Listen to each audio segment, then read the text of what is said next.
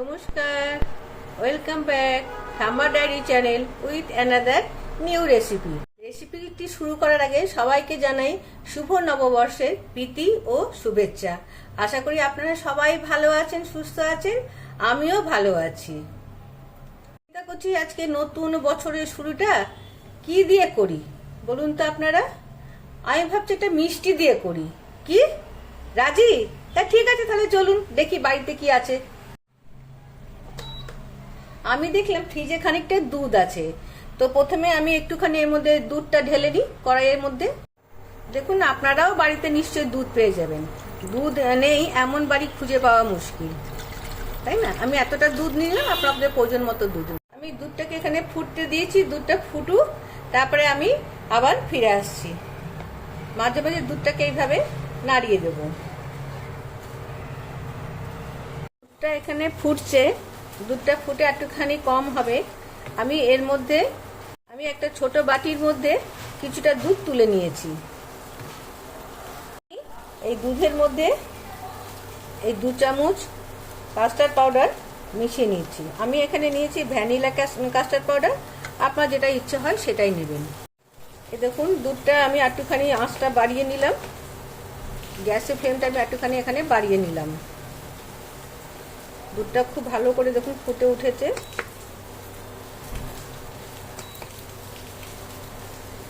ক্রমাগতভাবে নাড়তে হবে, দুধটা ভালো করে ফুটুক, একটু ঘন হোক, তারপরে আমি কি কি দিচ্ছি দেখুন। বাড়িতে একটা আপেল ছিল, আমি দেখুন সেটাকেই কুচি করে এর মধ্যে দিয়ে দিলাম। প্রথমে আমি আপেলটা দিলাম।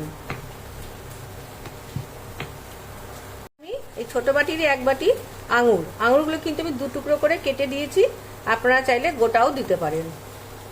এবার আমি দিচ্ছি কলা।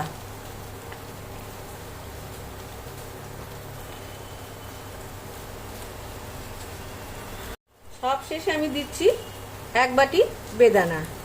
ফলগুলো কিন্তু সব সমান মাপেরই আমি দিয়েছি। এবার কিছুক্ষণ আমি এগুলোকে নাড়বো।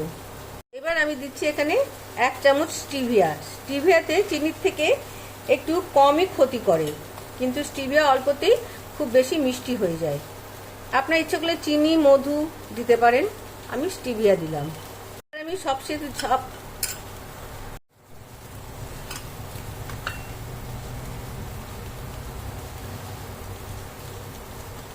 দেখুন কাস্টার্ড পাউডার দেওয়ার সঙ্গে সঙ্গেই একদম ঘন হয়ে গেল। কি সুন্দর হয়ে গেল না?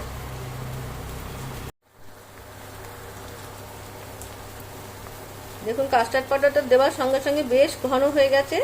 আমি এবার এই সময়তে গ্যাসটাকে অফ করে দিচ্ছি। একটু পরে ঠান্ডা হয়ে গেলে আমার ঠান্ডা ঠান্ডা ফ্রুট কাস্টার্ড আমি একটু ওপর দিয়ে একটু বেদানা দিয়ে গার্নিশ করে দিলাম। আপনারা চাইলে আরো অন্যান্য অনেক ফল দিয়ে এখানে গার্নিশ করতে পারেন। প্রতিটি সদস্যের জন্য একটা দারুণ মিষ্টি তৈরি করে দেখালাম, এবং এটা আপনাদের সবারই একটা আমার তরফ থেকে সামান্য উপহার থাকলো। খুব সহজেই বাড়িতে থাকা ইনগ্রেডিয়েন্টস দিয়ে বানিয়ে নিতে পারেন। কি বলছেন? কাস্টার্ড পাউডার সবসময় থাকে না, দরকার নেই। একটা গুঁড়ো দুধে ব্যবহার করতে পারেন দুধটাকে গাঢ় করার জন্য। আর বাড়িতে তো এখন ফল অনেক রকম ওঠে, গরমের ফল, সেটা দিয়েই বানিয়ে নেবেন। সাবস্ক্রাইব লাইক না করে কোথায় চলে যাচ্ছেন?